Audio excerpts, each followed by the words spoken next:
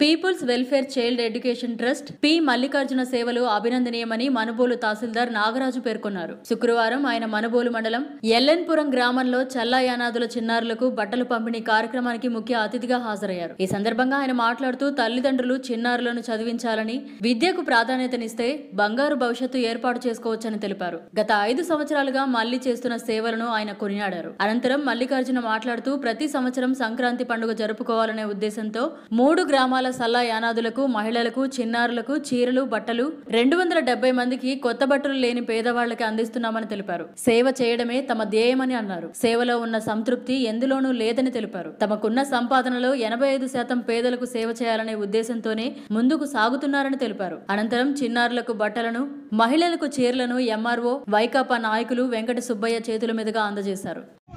మనకి ఈరోజు చీఫ్ గెస్ట్గా మనుబోలు మండల రెవెన్యూ తహసీల్దార్ గారు చీఫ్ గెస్ట్గా వచ్చి ఉన్నారు. అదేవిధంగా మన ఎల్లన్నపురం వైసీపీ నాయకులు వచ్చున్నారు. స్నానం చేయించండి, జుట్టు ఆ విధంగా ఎదిగినప్పుడు కటింగ్ చేయించండి. పిల్లల్ని మనం నీట్గా పెంచుకున్నప్పుడు పిల్లలు కూడా మారుతారు.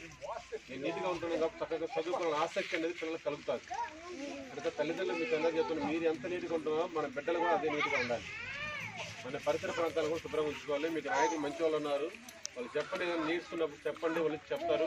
ప్రభుత్వం దృష్టికి మనం తీసుకుని కావాలి. ఓకేనా? ఇక వన్స్ అగైన్ మల్లికార్జున గారికి ధన్యవాదాలు తెలియజేస్తూ కలదీసుకోలో ఈరోజు ఈ యొక్క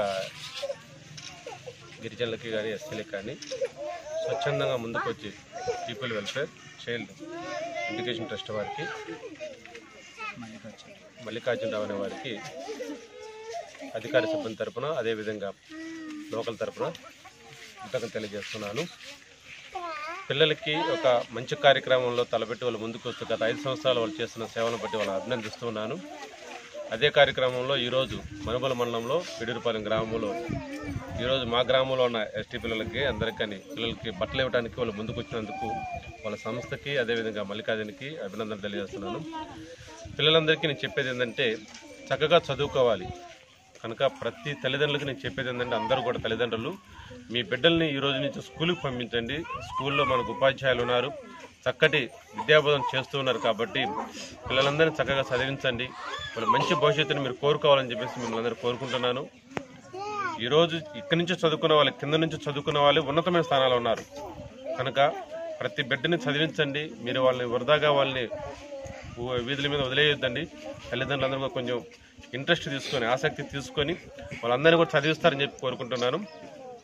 వచ్చిన నాయకులకి, పత్రికా మిల్లుకి అందరికీ కూడా ధన్యవాదాలు తెలియజేస్తాను.